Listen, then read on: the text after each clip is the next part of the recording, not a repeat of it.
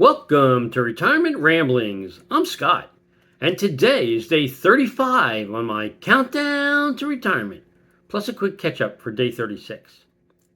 So, for day 36, we spent the day and we calculated the funds that we believe we're going to need in our taxable accounts for 2026. And then we determined what the excess funds amounts were that we could lock away for up to 12 months. And then we shopped online for the best CD rates and compared them to T-bill rates.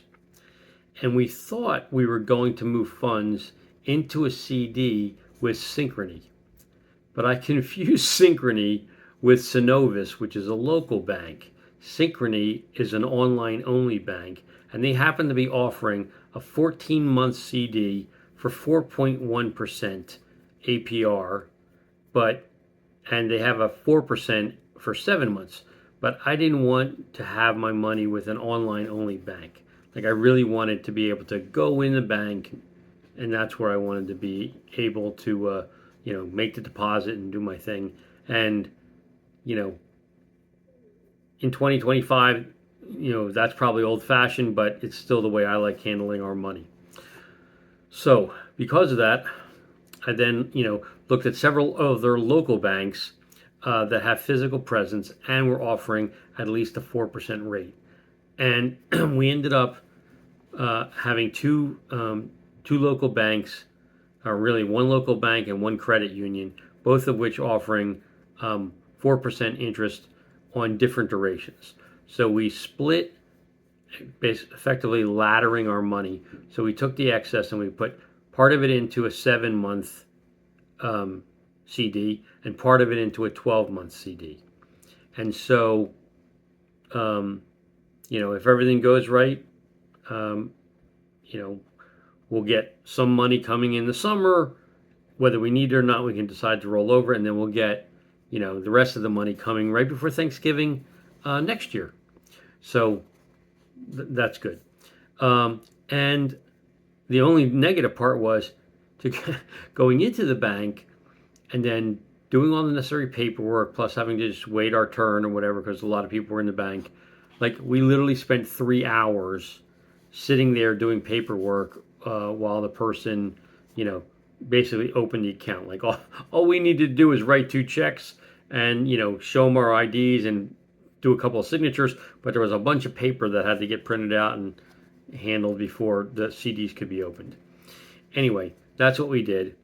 And then what we decided we were going to do was continue to leverage T-bills that are less than or equal to 13 weeks in our taxable brokerage account for what I'm going to call our household working capital. So things that we need, like I like to keep a small emergency fund of several months' expenses that we just sit in like a regular savings account. And then we have our normal checking accounts that we're paying the bills from and what have you. And then the what I'll call the money that we budgeted for the year, that still sits in brokerage accounts that I want to basically, probably use 4-week or maybe 8-week ladder T-bills and just continually roll them until we need to move the money over into our checking account to fund our lifestyle. So that's what we did for the vast majority of the day. And then a buddy of mine called me, and he was with T-Mobile, and they were jacking up. He was on the Magenta plan, so the over 55 plan, but they were jacking up his rates to where for 3 phones for the unlimited plan that he had, it was going to cost him like $190 a month. And he was like, that's crazy. And so he was asking me what we do, and there happened to be a Black Friday sale running for Visible, which is what my wife and I use, which is Verizon, right? It's Verizon for people that don't need to be on family plans. So like you can buy an individual line, and actually each line is its own account. So you don't bundle them together at all. You just sign up for what plan you want, and it's like the base plan is $25, and then like the highest plan ends up going up to be, I think, $35. Anyway, the sale that they're running for Black Friday was if you prepay a year, you can get the max plan, and that max plan then ends up being 50% off. So you get 5G, ultra wideband, unlimited data, and then unlimited text and calls and whatever. And where it normally would be the $35 or so, you're only having to pay $18 a month. You prepaid it, but it effectively is $18 or $18.50 a month. So anyway, my buddy wanted to try it, so but he was concerned that it wouldn't be as good as T-Mobile, and I was like, I had switched from T-Mobile, and I assured him that it was going to be a better solution. Anyway, I told him, since there's 3 of them and each one has to be their own account, I said, have your wife, who does the most traveling, she goes to Singapore, so he was concerned about what it would be when she needed to be over there, and she usually goes for like 6 weeks. So, and how much it would cost and whatever to use the phone over there. So anyway, I said, set her up on a trial, run tests on whatever it is that she does, and then compare it. So that's what he did. But meanwhile, he asked me for a referral code, so I sent him the referral code. When he signed up, he gave me $20 off for the on my next bill, and the way I understand it, she'll get $20 off too. But anyway, he ran all these tests, like speed tests and whatever, on his current phone, running T-Mobile, and he sent me that, and then he ran the same exact thing on Visible, and Visible was like more than 10 times better with performance, especially with the ultra wideband. So anyway, he ended up switching all 3 of them over, and based on the switch over, he should save about $1,200 in the next 12 months. So he was pretty excited about that. So that ended my day yesterday, day 36. Then today, which is day 35, and Thanksgiving, and so I want to wish each one of you a very happy Thanksgiving, full of great food, and hopefully many new happy memories to cherish into the future. So for us, for Thanksgiving, I decided I was going to try something new this year. And so I've always, cooked turkey in the oven in the browns, and I slice it down and what have you. This year, I decided I was going to try and sous vide the turkey breast, because, pretty much whatever I do, it always seems like the turkey breast comes out dry, because I'm trying to make sure I get to the right temperature in the thighs and the legs and whatever, and that tends to overcook the breast. So this time, I put it in the sous vide bag, removed all the air, and I put it into a water bath at 163 degrees, and I just let it run for the whole day for like 5-6 hours. Then, about a half an hour before we were ready to eat, I pulled it out of the sous vide bath, drained it off, put it into a roasting pan, put olive oil on the skin, popped it in the oven for like 20 minutes on 325, browned the skin, brought it up to 167 degrees, and so then I sliced it down. It was nice and moist. Nobody had any complaints, so I was really happy with the way it turned out. All right, then, so I woke up, I got that going into the sous vide bath, and then I pretty much sat down and text messaged all of my friends and family, wishing every one of them a happy Thanksgiving. And then after that, I spent the remainder of the day basically researching Black Friday deals on PC desktops and monitors. Because as I indicated to you guys some time back, I had budgeted $3,000 to upgrade my wife's computer and my computer in advance of retiring. So she wanted a laptop, as you know, and so she's already gotten that. And so now I have a desktop that I use for all of our normal stuff. Plus I do the video editing on it and other things. And so I wanted to be able to edit 4K video. I wanted to be able to, do my normal office stuff, run AI agents. So I said, let me see what it would take to upgrade my computer. So I first, like I said, it took an amazing amount of time for the day to do this, but I started by asking Grok the following question. I said, and I'm going to look down for this. I have a microelectronics PowerSpec G703 with an AMD Ryzen 7 2700 8-core processor running at 3.2 gigahertz. It has 16 meg of RAM at 1333 megahertz.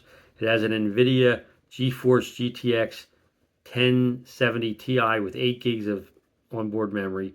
It has 466 gigs of storage. It's running Windows 11 Pro version 25H2, and then I gave it the build number. And additionally, it has Intel wireless Bluetooth, a Realtek PCI gigabit Ethernet port, Intel dual band wireless Wi-Fi, Realtek HD audio. I want this computer to be able to edit 4K video using Filmora, edit high-resolution photos, perform general office tasks using Microsoft Office 365, and use AI chatbots like Grok, Gemini, ChatGPT, and Perplexity. Can this unit be upgraded, and if so, what upgrades would you recommend to get the optimal performance from this machine for the tasks identified? Also, what external monitors would you recommend to pair with the computer? Currently, the computer is paired with two Dell U2415 monitors, which are 24-inch monitors. And so then Grok came back with a recommendation, and then I went out and priced all of Grok's suggestions on what it was going to take. And it was going to be like around $1,100 to do the necessary upgrades to get my computer where it needed to be. So then I was like, okay, well, at that price point, maybe I should consider just buying a new machine, right? And then, it'll already have all the upgraded components and potentially even better stuff. And it may be the same price or cheaper, or maybe it's so nominal difference in price that it still makes sense to go with a new build. And then I can also, if I want to, sell my old computer, and it's probably worth these days, probably, I don't know, $450, $500, something like that, because it's still capable of doing most things very well. So anyway, I then narrowed down the choices looking at new machines to either be the MSI Codec Z2, which is a B8NVM-441 US gaming PC, and a Micro Center PowerSpec G731 gaming PC. Both of them use the AMD Ryzen 7 CPUs and NVIDIA GeForce 5060 Ti GPUs. And then both have 1 terabyte SSD drives, which I'm going to upgrade either way to 3 gigabytes, 3 terabytes. So I would leave the 1 terabyte that's in there, which would be the boot drive and the basic stuff, and then I would store all the videos and other things that I do on the 2 terabyte SSD drive. And so that would cost me an additional $169 on sale to get the Samsung 990 Pro 2 terabyte NVMe M.2 internal SSD drive. Both of the computers have strong Bluetooth and Wi-Fi capabilities, and both run Windows 11 Home. So after, again, doing side-by-side comparisons of everything and then looking at all of the different computer specs, I'm leaning toward the PowerSpec G730 because it has a slightly better CPU variant that's 10 to 15% faster in the benchmarks than the MSI. The GPU has double the RAM on the PowerSpec, which should improve video encoding performance by about 15%. Both units, as I said, have DDR5 RAM, but the G731 uses a 6000 variant instead of the 5600, so that's a boost of another 7% in bandwidth. The PowerSpec G731 also has faster wired Ethernet connection for large amounts of data transfer, and in my house currently, I've got a 1 gigabit per second fiber link, so I'd like to be able to take advantage of that. And then the G731 also has a slightly larger power supply. So that allows me to have the capability of upgrading that particular box in the future should I choose to. And on top of all of that, the Power Spec G 731 is $50 less than the MSI Codex Z2. So it happens to be on sale for $1,199.99. The list price is normally $1499.99. So obviously save $300. So then the one drawback of all the desktops I looked at is they have limited USB ports for both USB-A, the old style, and USB-C, which is the new style. And so most newer devices require either USB or Bluetooth capability, and USB provides superior performance. So therefore, I want to be able to have enough USB ports without having external connections, because even though I could have the ports that I want if they're externally, they degrade the performance over those ports once you have an external connection. Whereas if you use a PCI internal connection, the performance comes right off the motherboard, and you're getting full 10 gigabits. Performance. The old-fashioned ones are 5. The new ones are 10.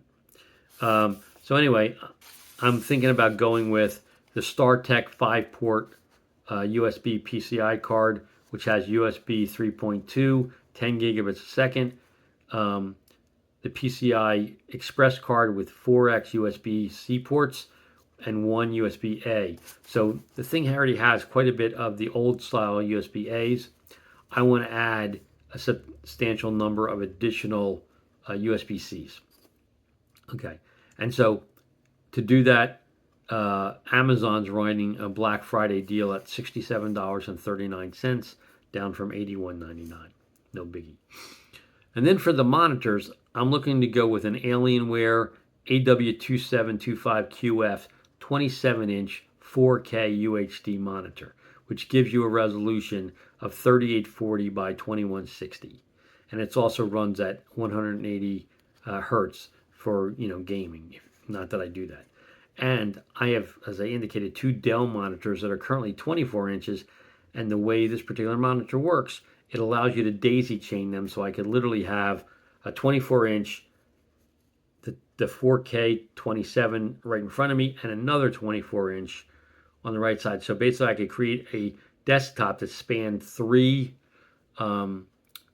monitors, where the highest resolution would be right in front of me, and then I could use different tools that I work on either the right or left monitor. Or I could get rid of the monitors, but at least it gives me the capability of taking advantage of them. And that monitor, as I said, is a 4K monitor. My other ones just do regular 1080p. And that monitor's on sale for Black Friday for $399.99, down from $599.99, so you save $200 on that. And then, since it's a desktop, desktops these days don't come with speakers, so I need to look to add a speaker set. So I'll probably just go with the Creative Labs Pebble V3 minimalistic USB-C speakers with Bluetooth. It lists for $44.99, and I can get a Black Friday deal at $35.99. And then I'll also need to add a webcam, which are not on desktops. And so, while I have a webcam on my existing unit, it's really old. And so I'll probably it's not that much money, spend the money and go get a new webcam. And the one that is paired apparently with this particular machine would be the Logitech Brio 100 1080p webcam. And it's normally $39.99, but it's on sale for $24.99 for Black Friday. And while the desktop does come with its own wired mouse, which is optical, as well as a wired keyboard, I don't like the clutter on my desk of having the cables, so I'll probably go buy myself a wireless combo, which would be the Logitech MK270 wireless keyboard and mouse, which is again on sale for $19.99 for Black Friday.